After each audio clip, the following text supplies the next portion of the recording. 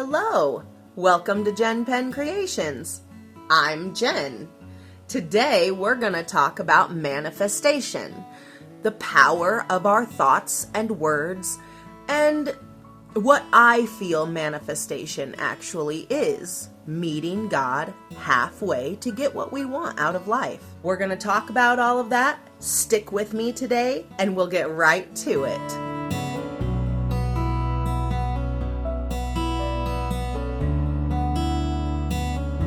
Manifestation. It basically just means to manifest something. The basic definition of to manifest something is to take it from an idea or a desire and bring it to your reality. I've watched a lot of videos on manifestation because, honestly, I'm a strong believer in the power of thought. Okay, the power of thought and our words is tremendous. And God, He listens to our thoughts and our desires. And when we meet Him halfway, He will bring them to us. Basic manifestation, right? I have believed that everything I have manifested in my life has come from God because I have prayed to Him. I have asked Him for it. Of course, He doesn't need to know the reasons why I feel as though I need it, but I will use my thoughts and my words to explain why I need it so bad and concentrate on it and pray to Him. And a lot of times I have manifested what I wanted out of this life by asking God for it. I know that there are a lot of people out there who don't necessarily believe in God, but they do believe in the power of manifestation. In my personal opinion, that manifestation comes from God, or our Creator, whatever you believe He is. I did the video on religion equals mythology to basically let you know that whenever I talk about God, I'm talking about my personal mythological belief in God and Jesus. You can believe whatever you want to believe. Whoever your Creator is, whoever the big being of the whole world is to you, is who I'm talking about. And you can make it whatever you want, and that's okay. I'm not going to dog anybody for their religion and beliefs because in my opinion, God told me everybody's right as long as you believe in something, right? So back to manifestation. The power of our thoughts and our words, like I said before, is tremendous. I personally believe that there is a science behind why manifestation works, and there's also a religious belief. I believe that God helps us manifest the things that we want in our world. If we think it all the time and we're constantly thinking about that and we're constantly talking about it, about what we want to do and what we want to accomplish and what we want out of this life, science says that we will subconsciously do small things in our world to achieve that. And that's the way it happens. That's how manifestation happens. That when you talk about things and you believe those things and you want those things so bad, your thoughts and words will subconsciously make you do things in this life to get you to that point that you want to be at. Let's say you want to be successful at your job and you're trying to manifest being successful and having this great career and moving up in your position or whatever. We think about that stuff all the time. All you're doing is thinking about it, talking about it. I want to move forward. I'm going to move forward. I'm going to do this. I'm going to do that. I'm going to be successful in my job. I'm going to be up there with everybody else that's up there. I'm going to be a manager. I'm going to be an owner. I'm going to be a CEO. I'm going to be, whatever you want to be. You are constantly thinking about that. Most of the time, if we're trying to manifest something in our world, we're constantly thinking about it and constantly talking about it, which in turn really does make us do those tiny little minute things subconsciously that actually get us there. And personally, I believe that that's God pushing us to do those things that we need to do to give us what we want out of life. God doesn't want us to be sad, mad, upset, angry, full of anxieties and all kinds of craziness from this world. I mean, he knows that that's going to happen to us because we're human and he created us. But he doesn't want us to live in that state. He wants us to accomplish our goals and be happy in this world. Okay, so we have to put forth some effort to do that. Personally, I believe that that is the power of our thoughts and our words. There's actually an Oasis song. I used to listen to Oasis a lot when I was in high school. They have a song called Some Might Say, and it came off of their album, What's the Story, Morning Glory. It talks about the different things that people believe. One part of that song says, some might say they don't believe in heaven. Well, maybe you should go tell that to the guy who lives in hell. And one of the most profound lyrics in that song that just hits me every time I hear it, they say, we should not ponder on our thoughts today because they hold sway over time. And as a kid in high school, I knew the phrase, but I didn't understand it. I mean, and I understand that because our brains aren't fully developed at that point. Science tells us that our brains are fully developed at 30, which means that as high schoolers, our brains are not fully developed. Although we feel we know everything about life, which in that moment, we do know everything about our life, about childhood and childhood life. However, we don't know about adult life, and our brains still aren't developed enough to wrap around those concepts, which is the reason why my brain couldn't wrap around the concept of if you ponder on your thoughts today, they hold sway over time, which is so true. We all have good thoughts and bad thoughts, okay? We all do. And we are allowed to act upon or keep in our brain any thoughts we want to keep, that we feel we need. And a lot of times we will hold on to those negative, hurtful thoughts and feelings. And when you walk around this world saying how bad your life sucks all the time, well, guess what? Your life is gonna suck, because not only is that the only thing you think about and the only thing you talk about all the time, that means that that's where your brain's going, and those tiny little subconscious things that you do to make your thoughts and desires come to fruition and become reality in your life, you're doing those to make your life suck. Why would you want that?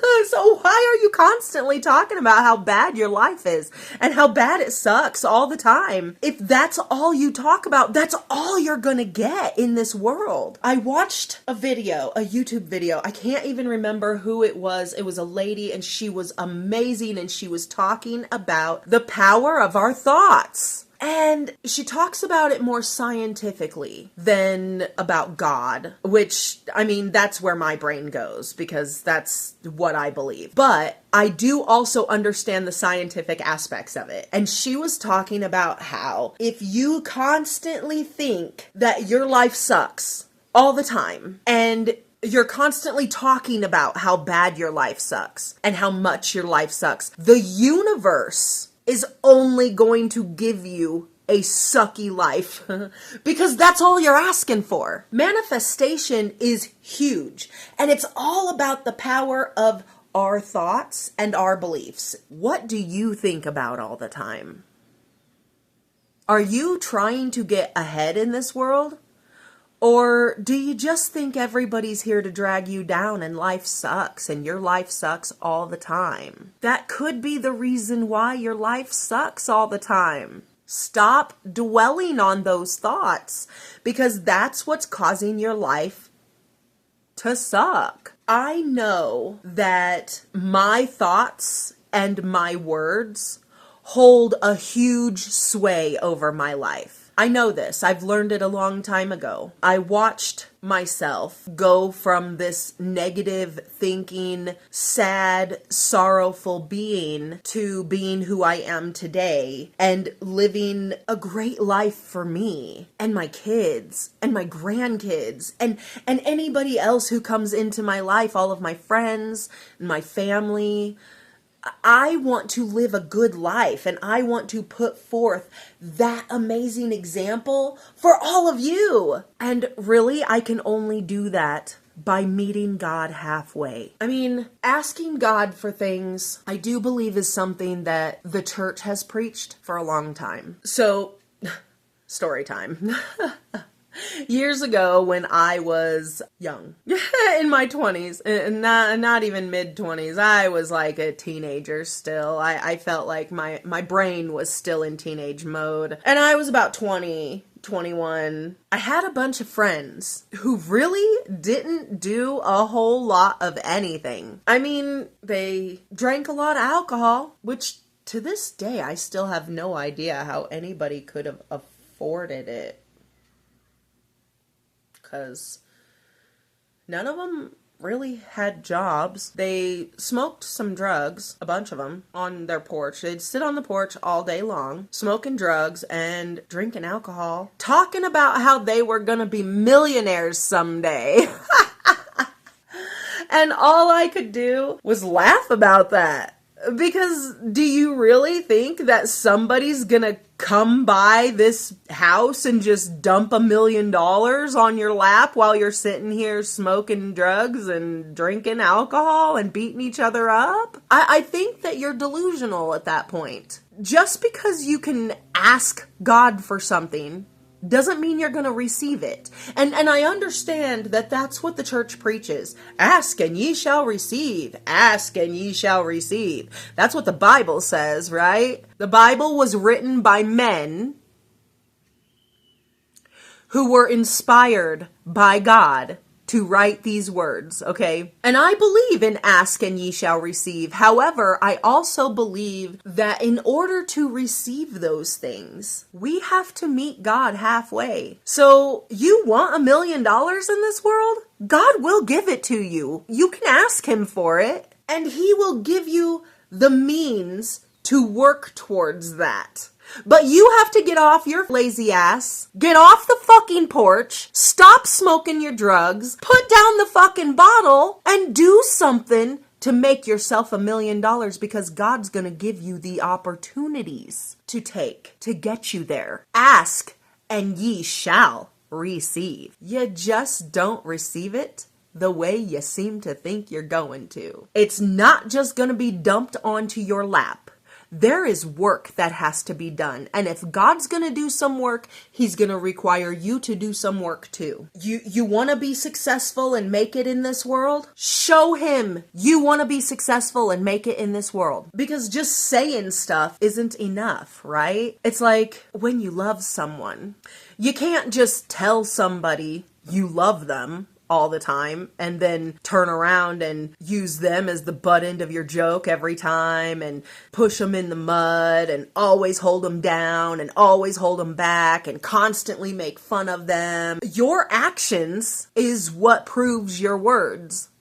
And if you're telling people you love them, but you're not showing them that you love them, then you don't. I learned that the hard way when I had to cut people out of my life, because they can say all they want that they love me, but their actions proved otherwise, and I acted upon that. God does too. When you ask him for things and you wholeheartedly want those things, God will give you the opportunities to get them. But you can't be a fat, lazy slob and not go get them. God's not gonna go and present the opportunity to you and then just give it to you without you actively acting upon that opportunity. He's not just gonna roll over and just hand you your promotion and your title and your money and your whatever you're wanting in this world, a big house, a nice car, any of that materialistic bullshit that we all seem to think is so important in this world.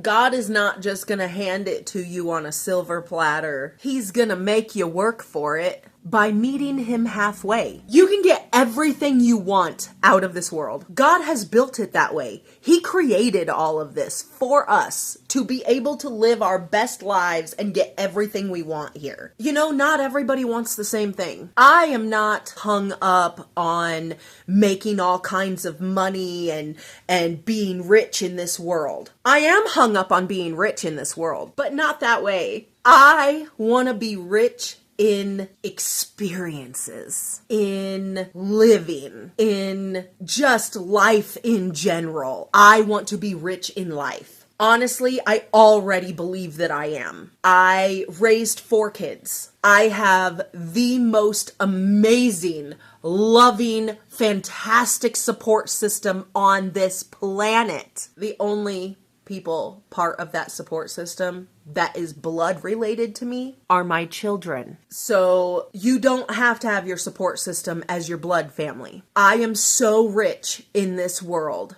because I have all the people who love me, care about me, help take care of me when I don't have the means to take care of myself. That's what our family and our friends are supposed to do for us, okay? Love us and take care of us when we don't have the means to do it for ourselves. You're supposed to be there for the people who you love. You're supposed to be part of making their life better, enriching their life, making everybody in your life feel like they are the best, most rich human on the planet because you are in their life. If you are in someone's life and you are not making it better and making their life a better, happier situation, what the fuck are you doing there? Get out! Don't be in their life because all you're doing is bringing them down. We all need people who love us and enrich us and encourage us to be better humans as part of our support group. And I believe that God gave me my amazing support group because I asked him for it. I asked him for a support system in my life, a family that was real, that really actually loved me and cared about me as a person, and not just saying that they love me because they're obligated to because I'm their blood. If you don't like me, don't be around me. If you just think that I'm just some sort of horrible person and you don't want to have anything to do with me, don't just talk shit about me behind my back. Just be done. Because your thoughts and your words actually do hold sway over time. And if all you do is talk shit about people behind their back, guess what's happening to you? I mean, do you want to live life like that? It's kind of gross, right? Why don't you just not have those people in your life and not worry about ever talking about them? Because you don't want them to hold sway in your life. And the more your thoughts ponder on them, they are holding sway in your life. Because the power of our thoughts is real and tremendous, huge. It will make you or break you. I mean, what's gonna put you in a better place here in your mind and physically in your body? If you want to be in a better place in this world, meet God halfway there. You can manifest those opportunities. But if you don't get off your lazy ass and go fucking take those opportunities, the manifestation didn't mean shit. The universe gives you what you ask for in this world. Don't ponder on those negative thoughts and that negative energy, because that's all God's gonna give you. That's all the universe, the creator, the whatever that is out there in the cosmos, whatever created us, whatever you're manifesting through, that's what it's gonna give you, is what you hold in here and in here. And what you speak, the words you speak, will manifest into something real. And we do subconscious things to get us where we want to be in this world, as long as that's where our thoughts are all the time. So put your thoughts on good stuff. But I honestly believe that we all have the potential to live the lives that we want. You choose your attitude every day. You choose. You decide how you are going to live your life every day. The thoughts you think, you can either continue to think them or you can push them away or you can focus on them. It's all up to you and what you're trying to get out of this life. If all you want is something to complain about and bitch about, you'll have it. You'll have it. Just keep telling yourself your life sucks. It will always suck, and you'll always have something to bitch about and complain about and be angry about and upset about and sad. But why would you want to live life like that? God doesn't want you to live life like that. Get out of that depressive hole. Change your way of thinking, because that's how you do it. You want to manifest a good life? You can. You absolutely can. Just don't ponder on those negative thoughts. We all have sad, negative days, okay? Not everybody has a good day every day. And we're allowed to have those bad days. And we're allowed to grieve things. And we're allowed to be sad about things. Just don't live there. Have your pity party, but don't revel in it for the rest of your life. There are two mindsets you can have in this world, but you can only have one of them. You can be a victim or you can be a survivor. You cannot be both at the same time. You can have been victimized and then worked through that victimization and become a survivor, where at first you were a victim and then you became a survivor, which is the way we're supposed to proceed through this world. Or you can just be a victim for the rest of your life and be miserable and sad and depressed and lonely and everything that God doesn't want you to be. But He did give you free will, so you have all the choice in the world to play the victim forever. You can be a victim to everything in this world. Your thoughts, your actions, the way others treat you, bad things that have happened to you, mental problems that you're going through. You can choose to be a victim to all of that every single day. You can wake up every day being a victim, sad, lonely, depressed. But I don't know, some people get something out of it. I mean, I'm pretty sure I have heard before that humans only continue to do the things that they're doing because they're getting rewarded some way. And I know a lot of people who have played the victim in their life, their whole lives, because they get sympathy and they're addicted to it. I would just much rather be addicted to celebration, in my personal opinion. I would much rather be addicted to the feeling of celebrating accomplishments in my life and celebrating moving forward, celebrating the fact that I'm a survivor. I'm no longer a victim to this stuff. I can survive it in this world. So can you. We can survive this together. All it takes is a change of mental state. You just have to change your way of thinking. Because once you start thinking as a survivor and no longer a victim, your whole world changes. And you actually become a survivor. You lived through it. You experienced it and you lived. This is great stuff. This is great news. And now, being a survivor of your situation, you have the capacity to go out and help other people who've been through that same thing and help them become a survivor and not have to fall victim to it anymore. You don't have to be a victim your whole life. It's all the power of your thoughts. A matter of how you think and how you live in this world. Just small little things like changing one tiny thing about how you think about the world today. You have the choice over your life. And honestly, if you're choosing to be a victim every day, you are choosing for that situation and the person who was involved in that situation, or people or things or whatever was involved in that situation that you feel you were victimized from. It's ruling your life. You want the person who abused you to be ruling your life? Stop playing the victim. Start being a survivor. We all have been victimized in this world. I'm going to tell you, if you are over the age of 18, you have experienced some crazy shit in this world and you probably need some therapy. And every 10 years after that, you experience some crazy shit in this world and you probably need to revisit the therapy just to be able to change your way of thinking from being a victim to being a survivor. We all have the choice to be a survivor. And that is the power of your thoughts. Because once you are a survivor, you can do anything. You have the strength. You have the power.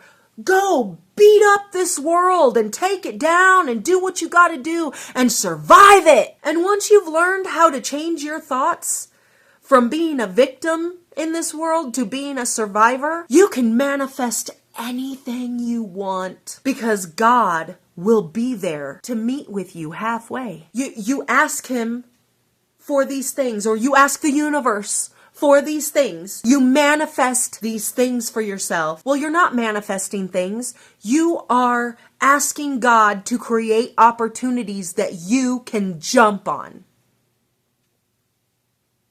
And when those opportunities come and he gives them to you, fucking take them! Because opportunities, like Eminem said, come once in a lifetime. You can't just see an opportunity and be like, I'm still a victim today. I'll take that opportunity tomorrow. Well, guess what? That opportunity's gone.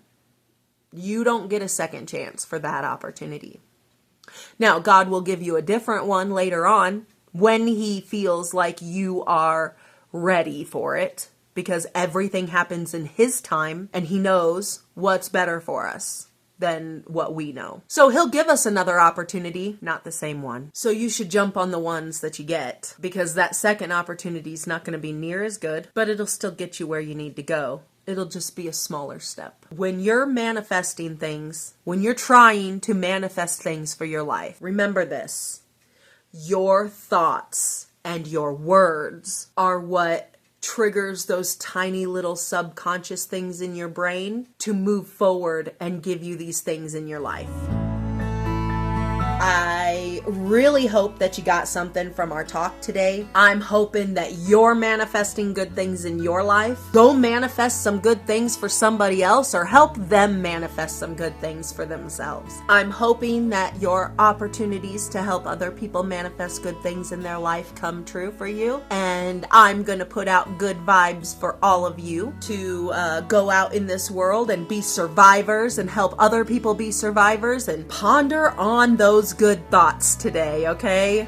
Go do something amazing for you, and go do something amazing for someone you love. Have a wonderful day, and I will see you in the next one. Bye!